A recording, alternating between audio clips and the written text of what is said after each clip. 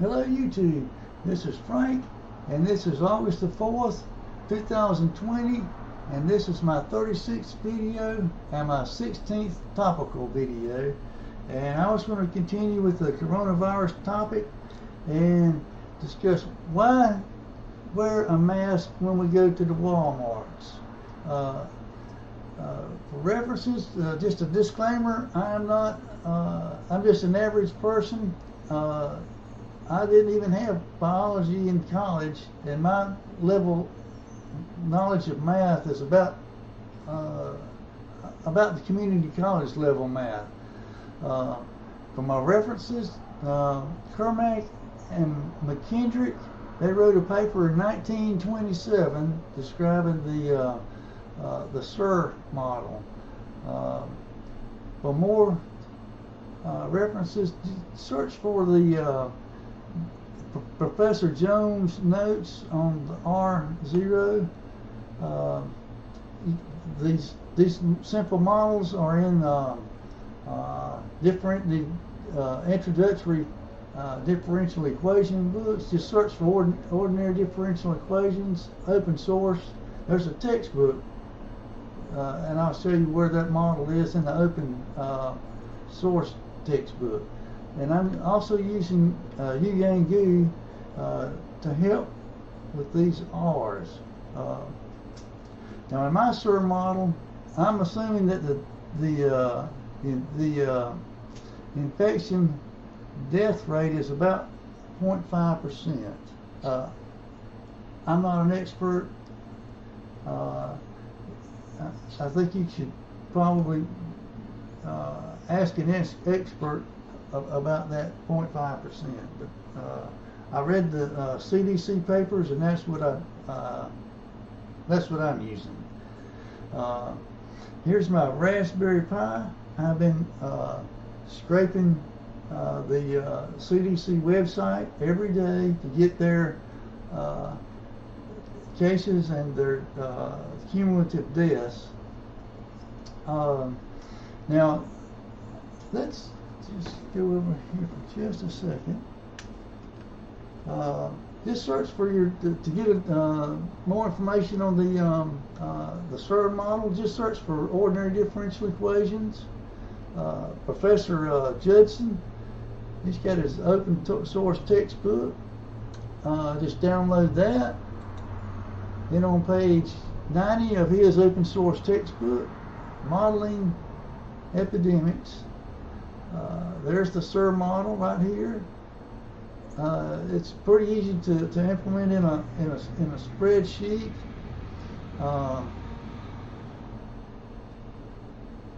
Let's see.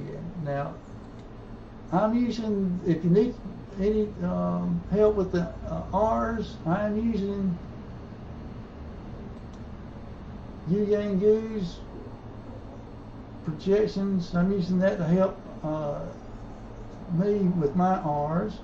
And Yang Gu, that's on the CDC webpage. Look in the models forecast page, and just go down to the bottom of the page. And there he is. And he provides estimates for R for the USA and for all the 50 states. That was back in June when I was making my updates, and every day he releases his R. That's for August the 1st. So let's see. Now back in June, this is my model. This is on my Google Drive, and this is just a simple SIR model back in June. Get back. So on August the 1st, I was predicting 155,000 deaths. And so if we fill in the data, this is the observed data. So August, there's our predicted, and there's our observed data, and we are very close to the predicted. It's very close to the observed. So we have, we're within 1%, around 1% of that, of the observed. So we're, I mean, a simple SIR model that you find in those introductory differential equation books, you can fit a pretty good model. Now let's just go over here for August the 1st, and we might model. I'm kind of predicting about 400 people. Now I'm using a 100,000 cell, a person's cell for my. If you read when I read the CDC papers and journal articles, they usually report cases in the cases per 100,000, and that's what the 100,000. That's where that comes from. And I'm predicting, say, about 400 people currently in the affected cell. So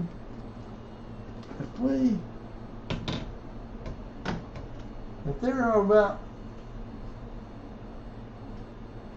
400 in the infected cell, 400 divided by 100,000, that's 0.004, and that's about 1 over 250, about 1 in 250 people.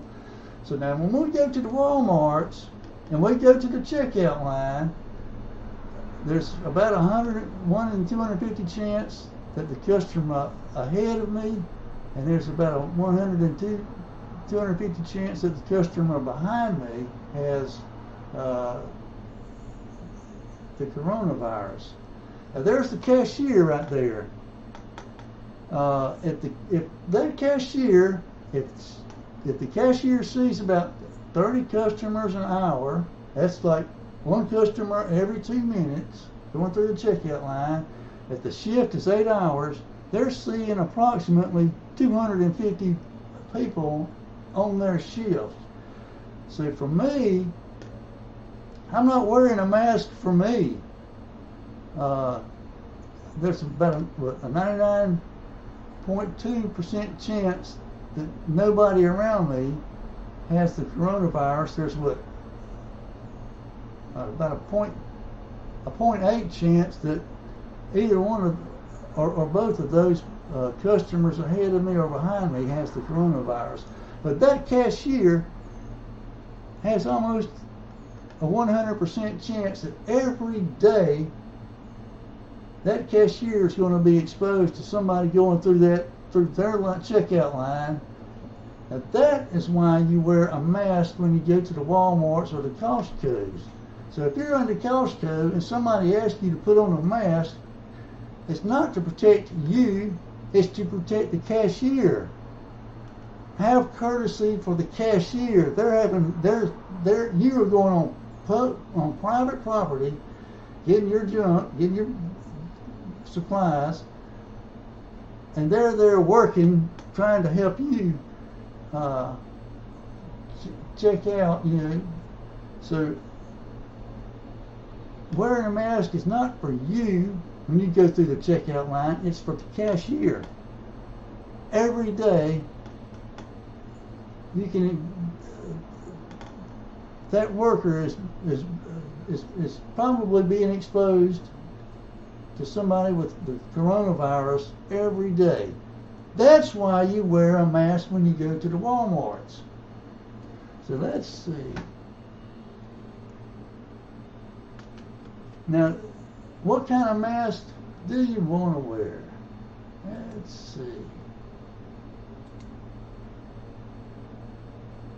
Oops, this one right here.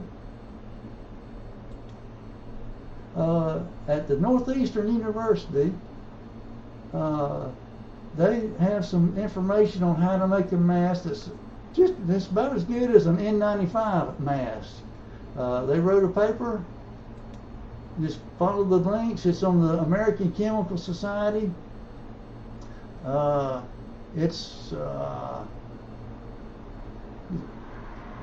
Click there and download the paper, and it's available for unrestricted research use. So you can download that. It's free, and they show a number of different materials on how to make you a mask. Let's go down here. Now there's materials that have a statistically lower that are better than a N95 mask. Here's our materials that you can make your homemade mask that are about equivalent to an N95 mask, and they're showing just use a terry cloth and that Ollie Fun stuff that you get from the Walmarts. You can just about get make you a homemade mask with that's about equivalent to an N95 mask. So now that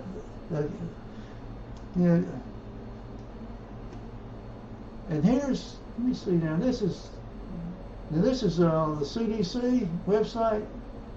This is their effectiveness of masks. Now they're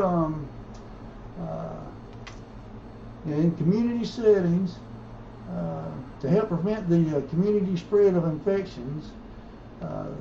Public should be educated about masks.